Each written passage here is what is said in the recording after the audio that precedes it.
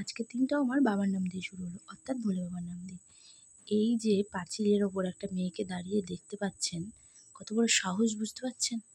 কেমন উঁচু পাঁচিল আর নিচে পুরো জলে ভর্তি, ঠিক আছে? পড়লে কি হবে বলুন তো, দেখবেন?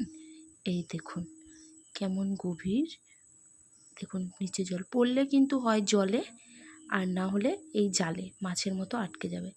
আর এই যে পাঁচিলের কার্নিশটা যতটা ছোট লাগছে ততটা কিন্তু ছোট না, এটা কিন্তু অনেকটাই বড়। এই সাহসী মেয়েটা কে জানেন? কেউ না, আমি আমিই উঠেছিলাম। অ্যাকচুয়ালি আমার নিচে পড়ে গেলেও ভয় নেই, কারণ আমি সাঁতার জানি, তার জন্য একটু রিস্ক নিয়ে উঠেছিলাম। আর যদি আটকে যেতাম তাহলে হয়তো কেউ বের করতো, কিন্তু নিজে যদি জলে পড়তাম সাঁতার কেটে উঠে পড়তে পারতাম। তাই একটু সাহস সঞ্চয় করে পাঁচিলে উঠেই পড়লাম। আর আমি গাছেও উঠতে পারি, কিন্তু এখানটা জঙ্গল আছে, তাই গাছে কী করে উঠবো? ওই জন্য আমি পাঁচিলে উঠে পড়েছি। আমাকে অনেক বারণ করলো ভাই যে উঠিস না সঙ্গীতা, উঠিস না, তবুও উঠলাম। আমি বলছি দাঁড়া, তো পেয়ারা খাবি তো দাঁড়া। আমি নিজেও খাচ্ছিলাম, আমার ভাইয়ের জন্যও দুটো নিলাম।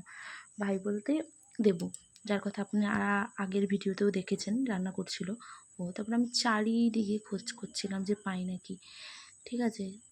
কিন্তু ছিল অনেক পেয়ারা, কিন্তু সব হনুমানে খেয়ে ফেলে দিয়েছে। আর যা ছিল আর অ্যাকচুয়ালি এটা একটু জঙ্গলের ভেতরে, তো তাই কেউ আসে না।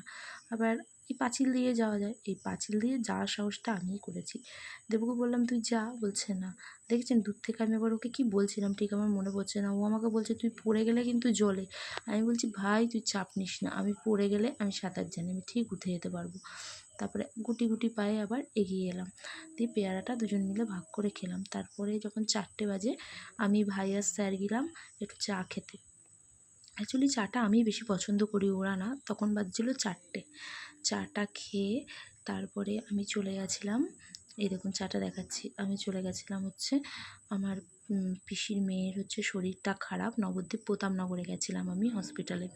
এই যে হসপিটালটা দেখছেন, হসপিটালটা জাস্ট ভাইবটা আপনারা দেখুন।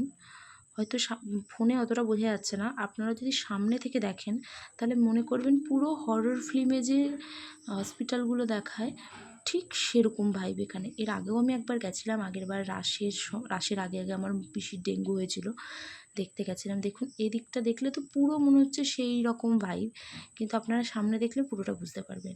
কিন্তু হসপিটালটা যেমনই হোক, ভেতরটা খুব পরিষ্কার পরিচ্ছন্ন। এটা হচ্ছে নিউ বিল্ডিং, খুব পরিষ্কার পরিচ্ছন্ন। তারপরে বোনকে দেখে টেখে আমাকে আবার বাড়ি ফিরতে হবে, যেহেতু আমি নবদ্বীপ গেছিলাম, অনেকটা সন্ধ্যের আগে বাড়ি ফিরতে হবে। তো পিসি আমাকে আবার একটু এগিয়ে দিল, আমি একটু চা খেলাম, আর বোনের জন্য একটু চা নিল, কারণ ওই জায়গাটা অনেকটা গ্যাপ তো, তাই পিসি আবার অন্ধকারে একা একা আসতে পারবে না বলে গেল। তারপরে বাড়ি এসে আমি একটু বাসন্তী পোলাও আর একটু হচ্ছে আলুর দম করে নিয়েছিলাম। ফার্স্ট টাইম আমি ট্রাই করেছি বাসন্তী পোলাও, তো আমার হাজব্যান্ড এবং শাশুড়ি বললো খুবই ভালো হয়েছে। যাই হোক, ভালো রান্না করে যদি শাশুড়ি আর বরের থেকে সুনাম পাওয়া যায় তাহলে তো খুবই ভালো লাগে বলুন। আর আমিও খেয়ে দেখলাম খুবই ভালো হয়েছে। চলুন আপনারাও খেয়ে দেখবেন একবার কেমন লেগেছে। চলুন, গুড নাইট, বাই।